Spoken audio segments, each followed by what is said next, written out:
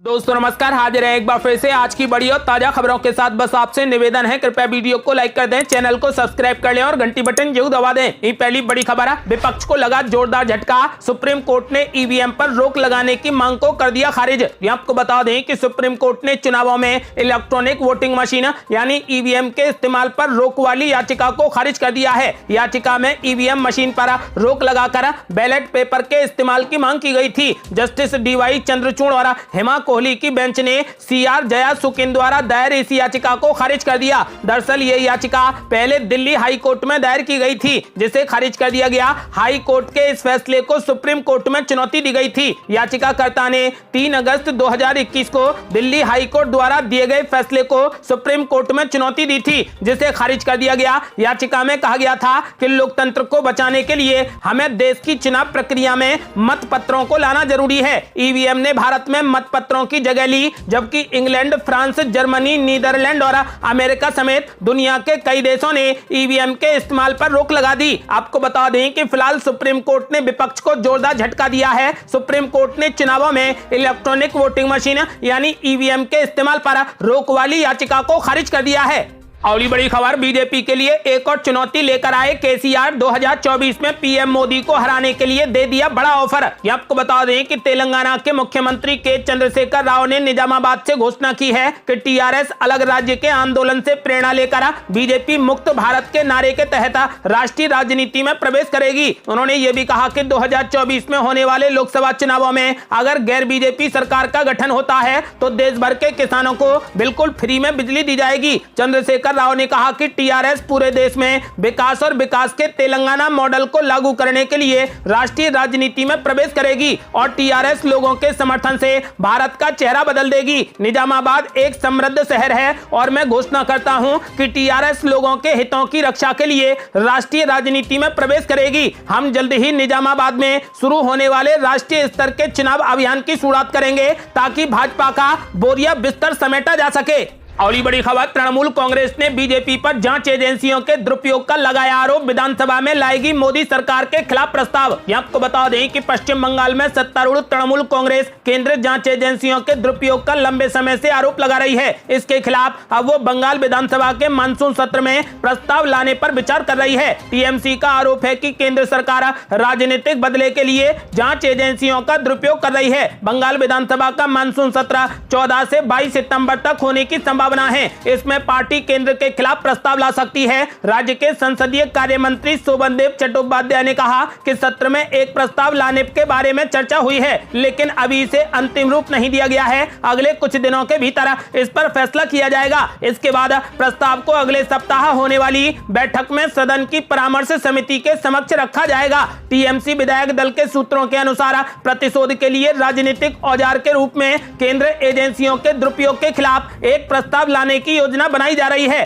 TMC के एक वरिष्ठ विधायक ने कहा कि न केवल पश्चिम बंगाल में बल्कि सभी विपक्षित शासित राज्यों में भाजपा सीबीआई और ईडी का दुरुपयोग कर रही है। इन एजेंसियों ने भाजपा नेताओं के खिलाफ भ्रष्टाचार के आरोपों से आंखें मूंद ली हैं। बता दें कि टीएमसी को झटका देते हुए ईडी और सीबीआई ने पार्टी के वरिष्ठ नेता व पूर्व मंत्री पार्थ चटर्जी और पार्टी नेता अनुव्रत मंडल को गिरफ्तार किया है। वहीं भाजपा ने कहा कि वो सदन में लाए जाने वाले ऐसे किसी भी प्रस्ताव का विरोध करेगी। पश्चिम बंगाल विधानसभा में भाजपा के मुख्य सचेतक मनोज दिग्गा ने कहा कि अगर किसी ने कोई गलत काम नहीं किया है तो वो केंद्र एजेंसियों का सामना करने को लेकर भयभीत क्यों है। कानून अपना काम करेगा, भाजपा किसी जांच को प्रभावित नहीं करती है। हम सदन के पटल पर ऐसे किसी भी प्रस्ताव का विरोध करेंगे।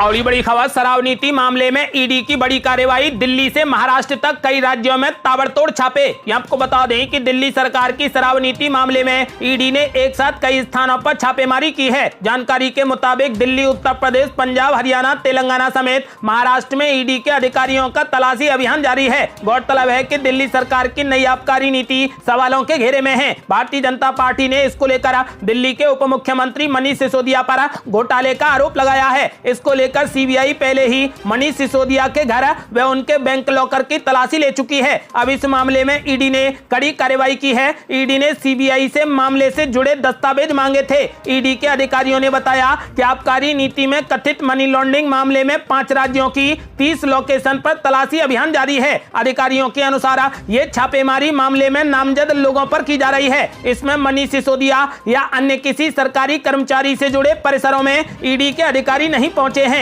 दरअसल ईडी ने सीबीआई की प्राथमिकी का संज्ञान लेने के बाद धन शोधन निवारण अधिनियम की आपराधिक धाराओं के तहत मामले में जांच शुरू की है, जिसमें मनीष सिसोदिया और 14 अन्य का नाम है। ईडी इस बात की जांच कर रही है कि क्या पिछले साल नवंबर में लाई गई दिल्ली आबकारी नीति के निर्माण और क्रियान्वयन में कथित अनियमितताएं की गई थी। भारतीय जनता पार्टी ने सोमवार को दिल्ली सरकार के कथित भ्रष्टाचार को लेकर एक स्टिंग ऑपरेशन का वीडियो जारी किया था। पार्टी नेता संबित पात्रा ने दावा किया है कि वीडियो में दिख रहा व्यक्ति सीधे तौर पर मनीष सिसोदिया को पैसा पहुंचाता था। आपको बता दें कि फिलहाल ईडी ने इस मामले में अब अपनी पकड़ मजबूत कर ली है। शराब नीति मामले में ईडी की ताबड़तोड़ कार्रवाई जारी है। दिल्ली से महाराष्ट्र तक कई राज्यों में ताबड़तोड़ छापे मारे जा रहे हैं।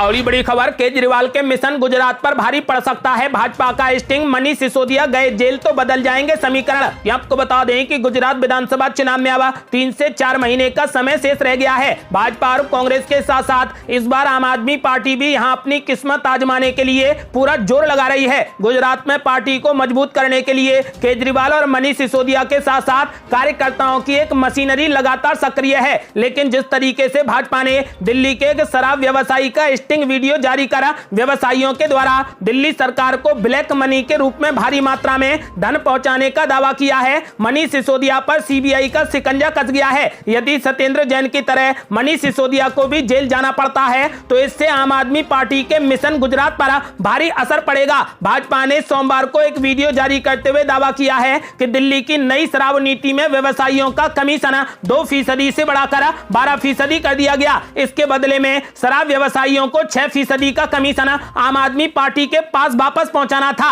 वीडियो की अभी पुष्टि नहीं हुई है, लेकिन यदि ये आरोप सही पाए जाते हैं तो सीबीआई इस पर संज्ञान लेती है तो इससे मनीष सिसोदिया के जेल जाने की संभावनाएं बढ़ जाएंगी। आम आदमी पार्टी अपने चुनाव प्रचार में दिल्ली की स्वास्थ्य और शिक्षा व्यवस्था को सबसे बेहतर बताती रही है, लेकिन संयोग की बात है कि उसके स्वास्थ्य मंत्री सत्येंद्र जैन पहले ही जेल की सलाखों के पीछे हैं और अब शिक्षा मंत्री मनीष सिसोदिया पर भी जेल जाने की तलवार लटक रही है। यदि मनीष सिसोदिया भी जेल जाते हैं तो इससे आम आदमी पार्टी की ईमानदार राजनीति करने के दावे को गहरी चोट पहुंचेगी। मनीष सिसोदिया पर भ्रष्टाचार के आरोप लगने के बाद केजरीवाल ने उन्हें ले जाकर गुजरात में ही प्रेस कॉन्फ्रेंस कर स्वयं को सही ठहराने की कोशिश की थी, लेकिन यदि मनीष सिसोदिया जेल जाते हैं तो जनता के बीच में आम आदमी पार्टी की विश्वसनीयता को गहरी चोट लगेगी, जिससे उबर पाना पार्टी के लिए काफी मुश्किल होगा।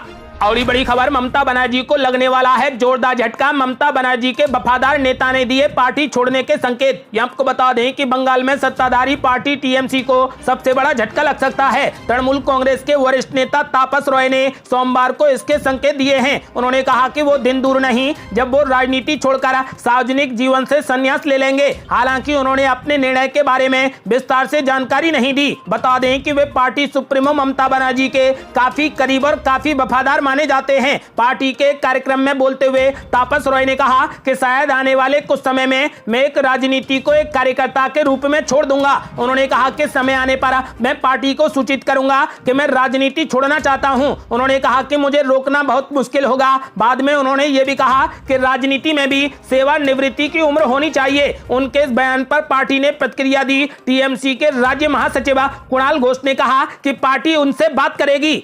अगली बड़ी खबर, बीजेपी ने मनीष सिसोदिया की बर्खास्तगी की मांग पर शुरू कर दिया हस्ताक्षर अभियान। आदेश गुप्ता का बड़ा ऐलान, बोले ये लड़ाई बेहद जरूरी। आपको बता दें कि दिल्ली शराब घोटाले को लेकर बीजेपी लगातार केजरीवाल सरकार पर हमलावर है। अब बीजेपी ने दिल्ली आबकारी नीति में घोटाले के आरोप में उप मुख्यमंत्री मनीष सिसोदिया की बर्खास्तगी की मांग को लेकर आज से हस्ताक्षर अभियान शुरू कर दिया है। करोलबाग मेट्रो स्टेशन के नजदीक बीजेपी महिला मोर्चा की कार्यकर्ताओं ने कई लोगों को इस अभियान में जोड़ने का काम किया। इसके साथ ही मेट्रो से बाहर निकलने वाले लोगों ने इस अभियान के सपोर्ट में हस्ताक्षर भी किए हैं। दिल्ली बीजेपी आज राजधानी में कई जगहों पर यह अभियान चला रही है। महिला मोर्चा की कवलीन सचदेवा ने करोल बाग मेट्रो स्टेशन पर इस अभियान की अगुवाई की। मेट्रो स्टेशन पर हस्ताक्षर अभियान में बीजेपी प्रदेश अध्यक्ष आदेश गुप्ता भी शामिल हुए। बीजेपी प्रदेश अध्यक्ष आदेश गुप्ता ने कहा कि आज दिल्ली के 500 स्थानों पर यह अभियान शराब घोटाले का जन जागरण अभियान है। यह दिल्ली की जनता को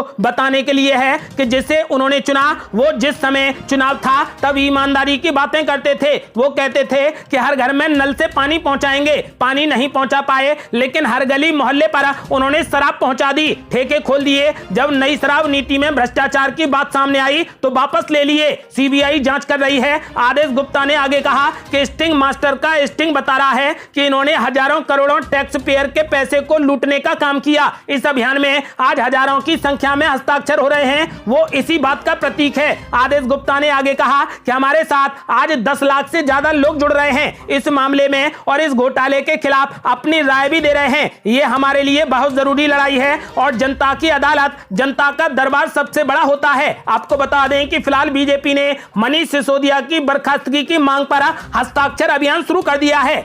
अगली बड़ी खबर, दिल्ली दौरे पर आए नीतीश कुमार ने मिशन 2024 को लेकर दिया बड़ा बयान। बोले हम एक साथ मिल जाएं तो बीजेपी को हराना संभव। आपको बता दें कि बिहार के मुख्यमंत्री नीतीश कुमार 3 दिवसीय दिल्ली दौरे पर हैं। इस दौरान आज उन्होंने सीपीआई नेता सीतारमन येचुरी से मुलाकात की। नीतीश कुमार ने मीडिया से बातचीत के दौरान कहा कि वो विपक्षी दलों को एक करने की कोशिश कर रहे हैं। नीतीश कुमार ने कहा कि विपक्ष को एकजुट होकर संविधान की रक्षा करनी चाहिए। उन्होंने पीएम पद की उम्मीदवारी पर भी अपना बयान दिया और कहा कि वो पीएम पद के लिए इच्छुक नहीं हैं। बता दें कि नीतीश कुमार आज दिल्ली के मुख्यमंत्री केजरीवाल से भी मुलाकात करेंगे। बता दें कि बिहार के मुख्यमंत्री नीतीश कुमार अपने 3 दिवसीय दौरे के तहत राजधानी दिल्ली पहुंच गए हैं। 5 सितंबर को एयरपोर्ट से निकलते ही नीतीश कुमार राहुल गांधी से मिलने उनके आवास पहुंचे। इस दौरान उन्होंने मीडिया से कहा कि वो राष्ट्रपति द्रौपदी मुर्मू और उपराष्ट्रपति जगदीप धनखड़ से भी मुलाकात करेंगे। नीतीश कुमार ने यह भी कहा कि वो विपक्ष के बाकी नेताओं से भी मुलाकात करेंगे।